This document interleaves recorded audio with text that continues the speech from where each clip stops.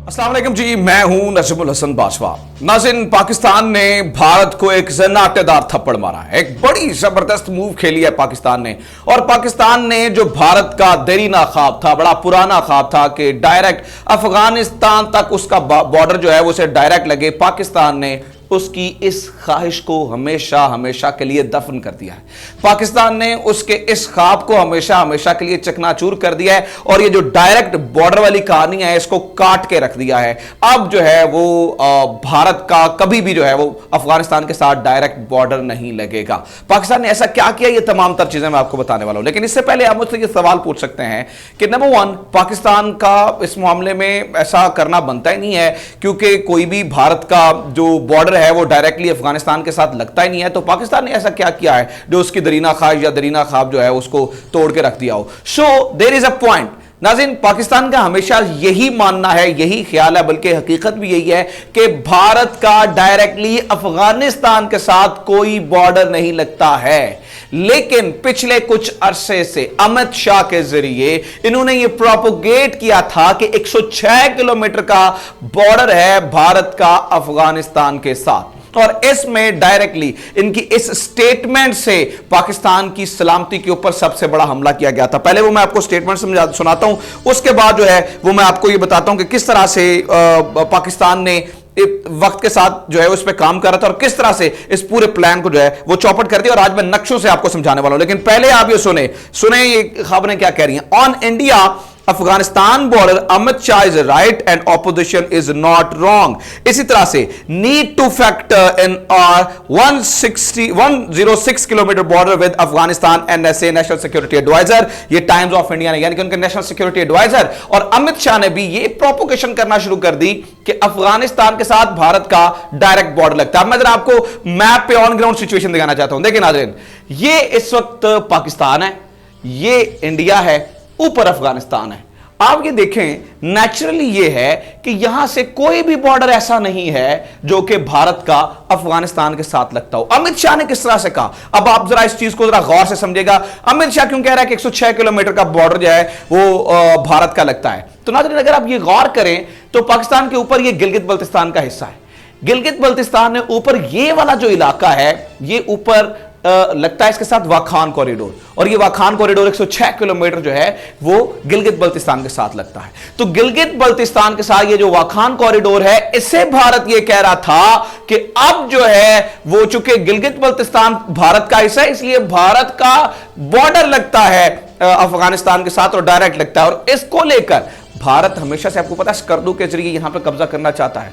भारत, आपको पता है, हमेशा से गिलगित बल्तिस्तान पे हमला करना चाहता है। भारत चाहता है कि वो किसी तरीके से जो है ये साबित करने की कोशिश कर सके कि वाकई उसका बॉर्डर लगता है।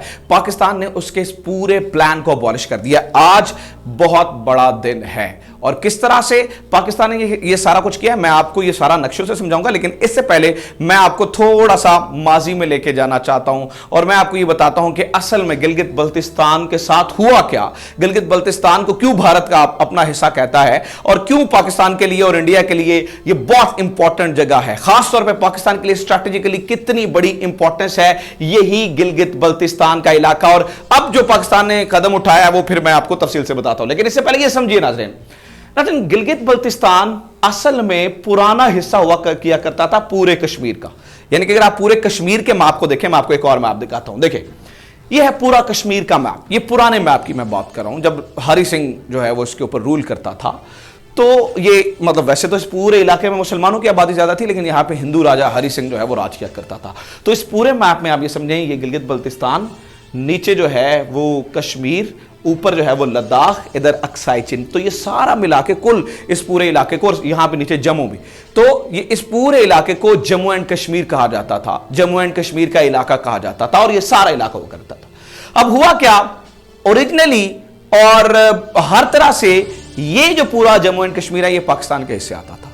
लेकिन 1947 में वो मैंने आपको पूरी एक कहानी बताई है कि किस तरीके से इन्होंने जो है वो एडमिना माउंटबेटन और लॉर्ड माउंटबेटन के साथ मिलकर ये क्या किया कि इन्होंने ये एक तो यहां से रास्ता बंद किया और फिर इन्होंने प्रोपोगेशन करके इस कश्मीर को मिला दिया भारत के साथ। अब जो यहां का राजा था आखिरी, उसने जिस तरह भी प्रोपोगेशन में आके उन्होंने यहां पर आके दस्तखत इनके साथ कर दिए। हालांकि यहां पर ओरिजिनली और सारा कुछ जो है वो आपको पता है कि पाकिस्तान के साथ मुसलमानों की बड़ी तादाद थी और सारे जो ये कहते थे कि पाकिस्तान के साथ जाना है। अब जो ही 26 अक्टूबर 1947 को राजा साइन करता है उधर, अब ये जो गिलगित बल्तिस्तान है ये भी याद रखिएगा, ये जो अंग्रेजों ने लीज पे ले रखा था। बहुत इंपॉर्टेंट बात बता रहा हूं, इसे समझिएगा फिर आपको आज की कहानी समझ आएगी। तो इसे अंग्रेजों ने लीज पे ले रखा था।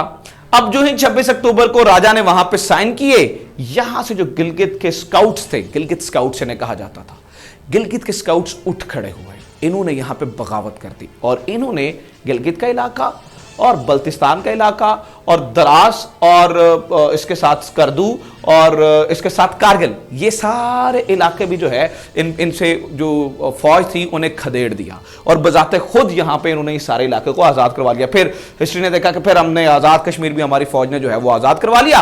तो हुआ ये, और वो सारे कबाइली उधर से आए, उन्होंने यहां पे बड़ा किरदार अदा किया। नाज़रीन, हुआ ये कि गिलगित बल्तिस्तान ने 1 नवंबर को अपनी आजादी का ऐलान कर दिया। 1 नवंबर को ये सारा इलाका आजादी का ऐलान कर दिया और फिर 15 नवंबर को इन्होंने पाकिस्तान से इल्हाक, यानी कि उन्होंने कहा जी हम पाकिस्तान के साथ जाना चाहते हैं, जो कि उन्होंने अपना राइट इस्तेमाल किया और ये पाकिस्तान के साथ आ गए। इस तरह से गिलगित बल्तिस्तान जो है वो पाकिस्तान के साथ आया था।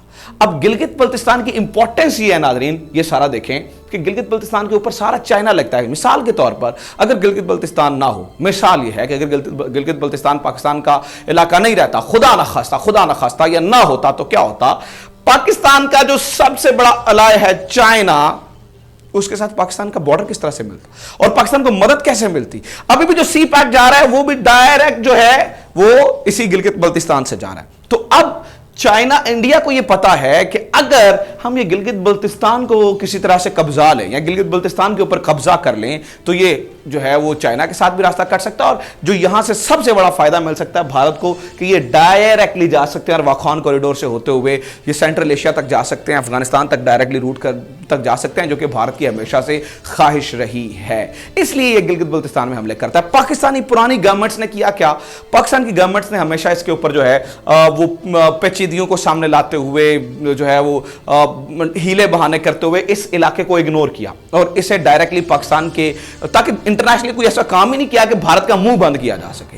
आज की गवर्नमेंट ने भारत का मुंह बंद कर दिया। नाज़रीन, 2018 में आपको पता है कि यहां पे नए कानून आए, उसके बाद अब इसे इस पूरे गिलगित बल्तिस्तान को पंजाब के साथ, सिंध के साथ, बलूचिस्तान के साथ, खैबर पख्तूनख्वा के साथ 5वां सूबा बनाया जा रहा है, 5वां सूबा। और अब इस पे जो भारत का क्लेम है वो हमेशा के लिए खत्म हो जाए। इस तरह से ये जो अफगानिस्तान तक का डायरेक्ट रास्ते का ख्वाब है ये खत्म होने जा रहा है। पूरा बिल तैयार कर लिया गया है, ये खबरें मेरे पास मौजूद हैं, मैं आपको पढ़ के सुना सकता हूं। और इससे ये जो इस वक्त इंडियन मीडिया है नाजरीन, उसे जो है उस वक्त जो है वो चीखे मार रहा है। आज का आर्टिकल मैं आपको बता रहा हूं, explained why Gilgit Baltistan matters to India and Pakistan. Gilgit Baltistan के रोले हैं आज हर दफा हर तरफ जो है वो गिलगित बल्तिस्तान जो है वो डिस्कस हो रहा है। Pakistan gives Gilgit Baltistan provincial status, revenge for abolishing article 370, Indian media छाप रहा है। सो आज जो है वो हर तरफ इंडियन मीडिया ये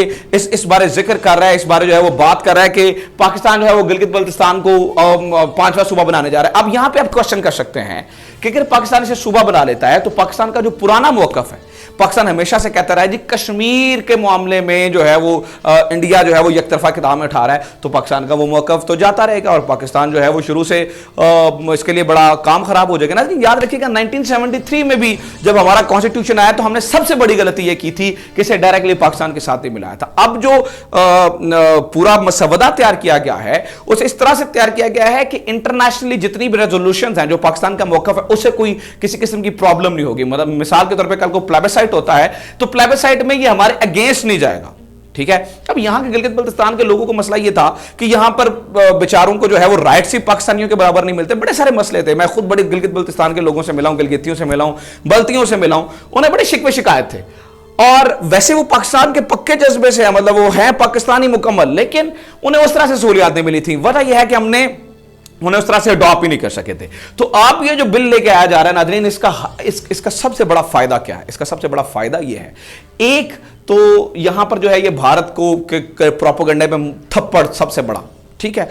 दूसरा, गिलगित बल्तिस्तान हमेशा के लिए सिक्योर। तीसरा, जो अब इंटरनेशनली वो हमारी वो रेजोल्यूशंस हैं, इनको डील इस तरह से माजी में भी करना चाहिए था, इस तरह के कोई डील ले आते कि जिससे इंटरनेशनली भी मसला ना होता और अब भी मसला ना होता। तो अब जो है वो इस तरह की डील ले आएगी है कि कल को प्लेबिसाइट होता है तो पाकिस्तान के इंटरनेशनल मौके को यहां पर हर्ट भी नहीं होगा, ये इलाका भी पाकिस्तान के साथ जो है वो इस तरह से मतलब कुछ शराइत के तौर पे लाग करेगा ना, इस तरह से नहीं होगा मतलब पाकिस्तान का हिस्सा बनेगा। मतलब इन्हें इस तरह से तैयार किया जा रहा है कि इंटरनेशनली जो चीजें हैं वो पाकिस्तान के हक में खराब ना हो। तो ये एक बहुत बड़ा कदम है जो यकीनी तौर पर अप्रिशिएट करने के काबिल है। गिलगितियों के लिए बहुत बड़ा फायदा है।